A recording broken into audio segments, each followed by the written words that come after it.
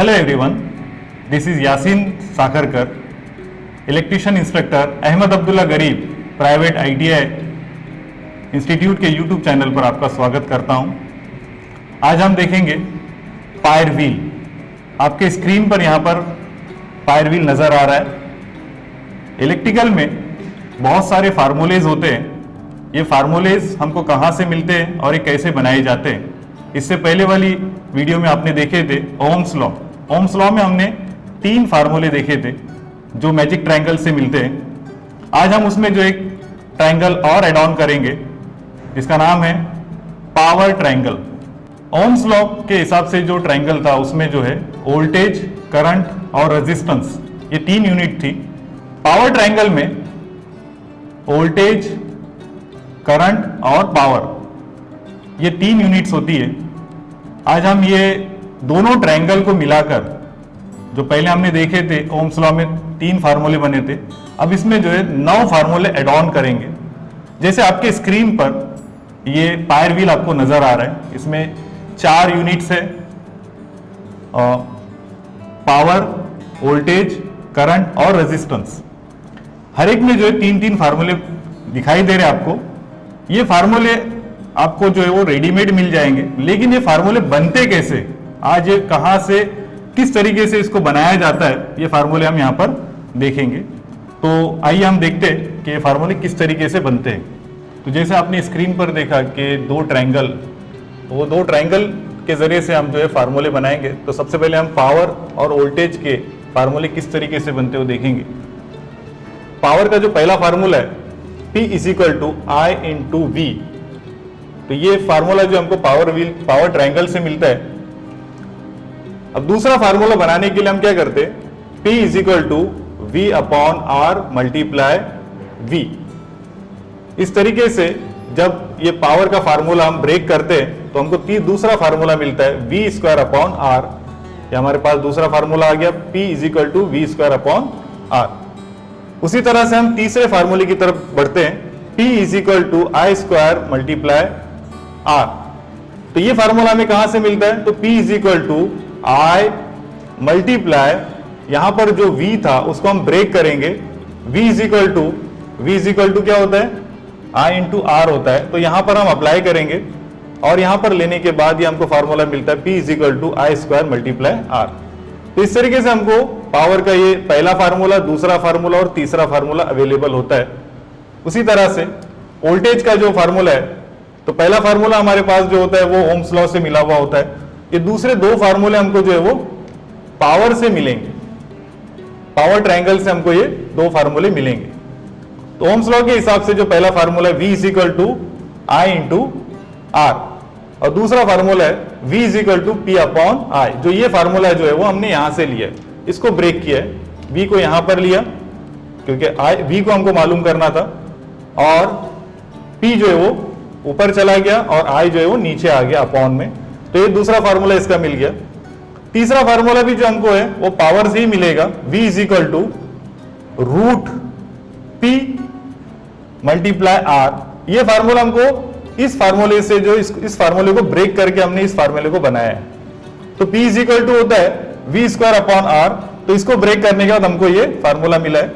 तो P जब यहां से जो P हटाकर V को जब = में लेते हैं तो ये यहां पर रूट को छोड़ देता है, इसीलिए यहां पर जो अंडर रूट कर दिया हमने, P × R यहां पर अंडर रूट कर दिए।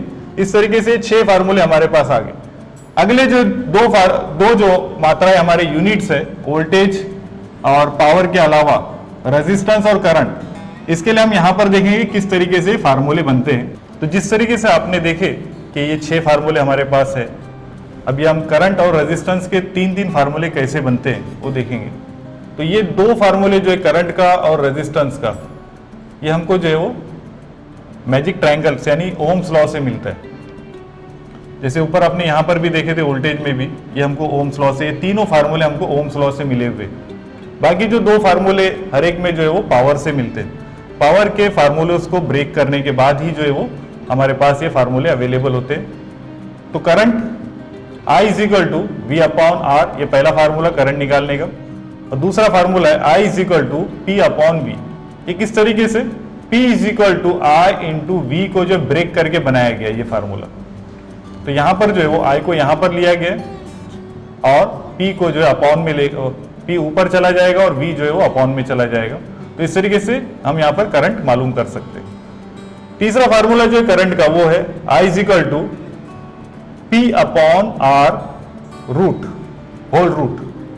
तो ये फार्मूला हमको जो मिलता है P is equal to I square multiply R से, इसको हम ब्रेक करने के बाद ये फार्मूला बनाते हैं, क्योंकि आई जब यहां पर लेते हैं तो स्क्वायर जो है वो रूट में बदल जाता है और P अपॉन आर बन जाता है, P अपॉन आर और ये रूट। इस तरीके से हम ये करंट के 3 फार्मूले देख रहे हैं। रेजिस्टेंस का जो एक बाकी के 2 फार्मूले, जैसे कि पहला फार्मूला मैंने बताया आपको कि ये मैजिक ट्रायंगल यानी ओम्स लॉ से मिला हुआ है, और दूसरे जो 2 फार्मूले हमको ये पावर से ही मिले हुए, पावर के फार्मूलों को ब्रेक करने के बाद ही ये जो है फार्मूले हमको अवेलेबल होते हैं। तो यहाँ पर जो है वो R is equal to P upon I square.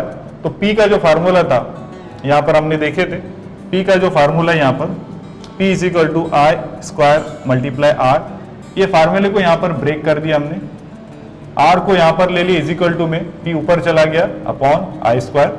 तीसरा फार्मूला जो इसका R is equal to V square upon P, ये भी जो है फार्मूला हमको पावर से ही मिला हुआ है। यहाँ पर अब देख रहे हैं दूसरा फार्मूला जो पावर का था वो यहाँ पर लिया गया है। अब यहाँ पर क्या करना है हमको, P को सिर्फ यहाँ पर जो है वो P को हटाना है, R को यहाँ पर लेना है। तो जैसे ही R को इज इक्वल टू में लिया जाता है तो P जो है वो नीचे चला जाता है R की जगह पर और V स्क्वायर जो ऊपर चला जाता है, तो V स्क्वायर अपॉन P। तो इस तरीके से जो हम रेजिस्टेंस यहाँ पर फाइंड कर सकते हैं। ये जो फार्मूलेज है अलग अलग जगह पे, जैसे कि हमको किसी किसी सर्किट में जो है सिर्फ रेजिस्टेंस और करंट ही दिया जाता है, रेजिस्टेंस या फिर करंट ही दिया जाता है, तो वहां पर हम जो है वो वोल्टेज मालूम कर सकते हैं। लेकिन किसी किसी जो इलेक्ट्रिकल सर्किट में जो हमको पावर मालूम करना होता है और वहां पर जो हमको सिर्फ वोल्टेज और करंट ही दिया गया है या रेजिस्टेंस और वोल्टेज दिया गया और पावर मालूम करने के लिए कहा जाए, तो हम ये फार्मूलों को जो इस तरीके से इस्तेमाल कर सकते हैं। ये बहुत ही यूजफुल फार्मूले इलेक्ट्रिकल में, और उम्मीद करता हूं कि ये आपको किस तरीके से बनाए जा सकते हैं, क्योंकि ये बाय हार्ट करने से ज्यादा बेहतर ये कि जिस तरीके से मैं बताया था आप लोगों के ये जो 3 फार्मूले ये ओम्स लॉ से हमें अवेलेबल होते हैं, ट्रायंगल से अवेलेबल होते हैं, उसी तरह से पावर का जो फार्मूला है, पावर ट्रायंगल जो है, उसमें से हमको जो एक पहला फार्मूला अवेलेबल होता है, उसके बाद हम इस फार्मूले में जो है वो ओम्स लॉ को प्लस कर देते हैं, ब्रेक कर देते हैं। यहाँ पर जो मात्रा यूनिट्स दी गई उसमें से एक यूनिट को हम ब्रेक कर देते और इस तरीके से हम 2 फार्मूले यहाँ पर बना लेते।